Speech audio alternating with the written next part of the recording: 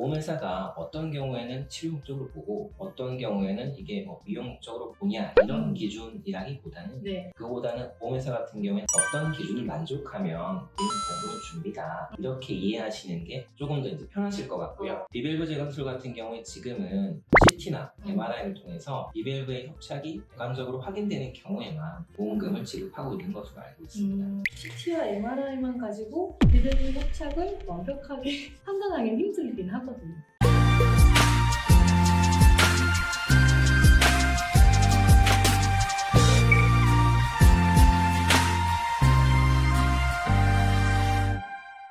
계속해서 변집사입니다. 이번 시간에는 지난 시간에 이어서 심진희 원장님과 함께 비밸브 재건술과 관련된 보험 이야기를 한번 해보도록 하겠습니다. 원장님 이제 네. 비밸브 재건술과 관련해서 평소에 환자들이나 네. 주변에서 보험과 관련해서 궁금했던 이야기들이 있으실 텐데요. 네네네. 질문하시면 제가 이제 간단하게 답을 드리도록 네. 하겠습니다. 일단 제일 먼저, 그러니까 제일 많이 환자분들이나 또 주변 원장님들께서 물어보시는 질문이 네. 환자가 비밸브 재건술을 받았는데 보험금 지급을 받지 못했다. 이런 얘기가 사실 많거든요. 네. 이거는 혹시 어떤 얘기인가요? 이제 어떤 비밸브 재건술과 관련된 보험금은 실손의료비 보험금인데요. 실손의료비 보험은 쉽게 말하면 병원에서 치료를 받고 나서 발생한 병원비를 보상하는 보험이거든요. 네. 그런데 이제 이 실손의료비 보험 약관에 보면 네. 이런 경우에는 보험금을 주지 않겠다라고 나열해 놓은 내용이 있습니다.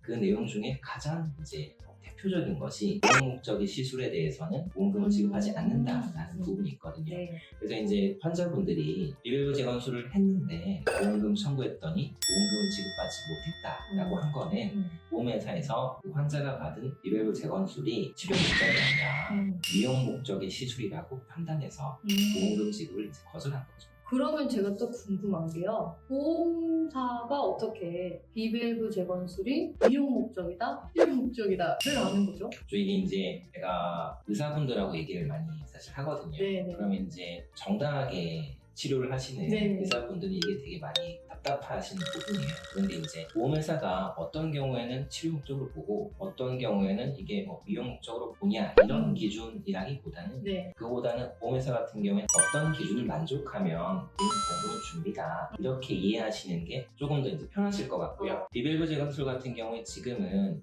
CT나 MRI를 통해서 비밸브의 협착이 객관적으로 확인되는 경우에만 보험금을 지급하고 있는 것으로 알고 있습니다. CT와 MRI만 가지고 비밸브 협착을 완벽하게 판단하기 힘들긴 하거든요. 그러면 이제 네. 혹시 그 부분에 대해서 네. 간략하게 혹시 하실 말씀 있으시면 해주셔도 좋을 것 같아요. 근데 우리가 예를 들면 비밸브 협착을 보이는 경우에 비밸브 재건술을 한다고 말씀을 드렸잖아요. 네. 근데 비밸브 재건술의 치료 목적을 비밸브 협착만으로만 보험사에서 인정을 한다고 하면 어쩔 수 없는 부분이긴 한데 비밸브 재건술을 치료적 목적으로 할 때 비밸브 협착이 눈에 띄게 보이지 않더라도 필요한 경우도 있거든요. 그런가요? 네. 예를 들면 비중격 망곡이 비중격의 휘어짐이 너무 심한데 아까 위쪽이 휘어지면 비밸브 협착이 보인다 했잖아요. 네네. 근데 이 앞쪽 부분이 너무 많이 휘어져 있는 경우 그런 경우에는 비밸브 협착이 눈에 띄게 보이지 않을 수는 있지만 스모킹이 심할 수도 있고 그 휘어짐을 바로 잡으려면 비밸브 재건술이 필요할 수 있거든요. 네, 알겠습니다. 보험사가 이런 문제는 왜 생기는 걸까요? 근데 이제 기본적으로 이게 네. 비밸브 재건술이 건강보험에서 처리가 안 되는 그렇죠. 비급여 항목의 치료이기 때문이거든요. 네. 여기서 이제 먼저 비급여 항목이 뭔지에 대해서 간단하게만 설명드리면 정말 쉽게 설명드리면 건강보험공단에서 병원에 가서 치료를 받았는데 치료비 중에 일부를 지원해주는 그 항목은 이제 급여 항목의 치료라고 보시면 되고 그 외에 건강보험공단에서 지원이 안 되는 그러니까 이제 사비로 치료를 받아야 되는 그런 부분의 치료를 비급여 항목의 치료라고 합니다. 네. 이게 이제 비밸브 재건술이 비급여 항목의 치료이기 때문에 흔 말로 보험회사 입장에서는 이렇게 생각할 수도 있는 거죠. 이게 굳이 비밸브 재건술까지 할 필요가 없는 환자인데 조금 무리하게 해서 한 거 아니냐. 혹은 비밸브 재건술 크게 필요 없는데 그 부수적인 사이드 이펙트로 커브끼리 찍찍이 그런 거를 조금 목적으로 한 것이 아니냐 네네네. 이렇게 해서 이제 지급을 거절하는 거죠. 그리고 이제 또 하나는 이게 그런 후적인 효과를 더 메인처럼 네. 홍보했던 뭐 일부 병원들이 그쵸. 있어요. 그리고 비밸브 재건술을 하면 코가 예뻐진다. 그리고 심지어는 비밸브 재건술은 실비보험으로 다 처리가 되니까 돈 안 들고 코가 예뻐지니까 어서 와서 해라. 뭐 이런 이제 광고나 홍보들이 그쵸. 좀 있었던 거죠. 네.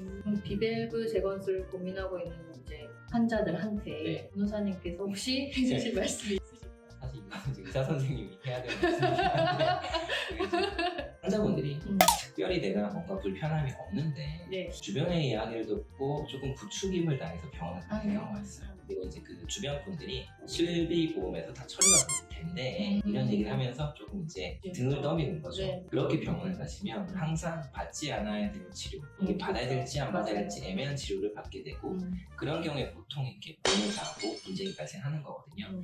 근데 이제 생각해 보시고 본인이 정말 이 치료가 필요하다라는 마음이 스스로 드셨을 경우에만 병원에 가서 먼저 상담을 받아보시고 치료를 받으시기 바랍니다. 그리고 오늘 함께한 원장님께는 조금 죄송한 말씀일 수도 있지만 이렇게 주변에서 병원을 추천받으면 꼭 상담 받아보시고 다른 병원도 한번 가보시길. 맞아요. 근데 저희도 꼭 그렇게 권하고 있긴 네, 하거든요. 그렇죠. 네. 그게 이제 당연한 게 누군가 추천해줘서 그 병원에 갔지만 실제로 다른 병원에 가보면 금액적인 문제도 있겠지만 그것보다 다른 병원에서는 굳이 지금 수술할 필요가 없다라고 할 수도 있거든요. 맞아요. 그렇다고 하면 이제 분명히 본인이 판단이 달라질 수도 있기 때문에 그렇게 다른 병원에 다른 전문의들 찾아가셔서 여러 가지 내용을 한번 들어보시고 판단했으면 좋겠습니다.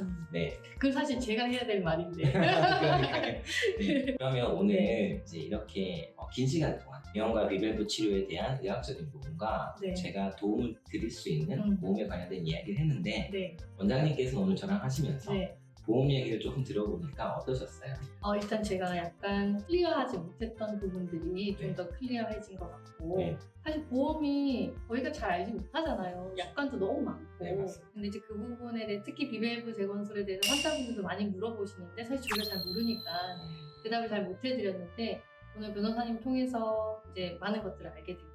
네. 그리고 이제 원장님 혹시 네. 이제 가능하시다면 네. 앞으로 이제 이런 자리에서 저와 함께 의학적인 얘기도 하고 보험 얘기도 함께 할 네. 다른 원장님들을 위해서 꼭 네. 해주실 말씀이 있으시면 많습니다. 네네. 일단 우리 한 변호사님은 유튜브에 굉장히 진심이십니다. 그래서 네. 여러분 굉장히 꼼꼼하게 준비해 오셔야 하고요. 두 번째 메이크업 필수입니다. 알겠습니다.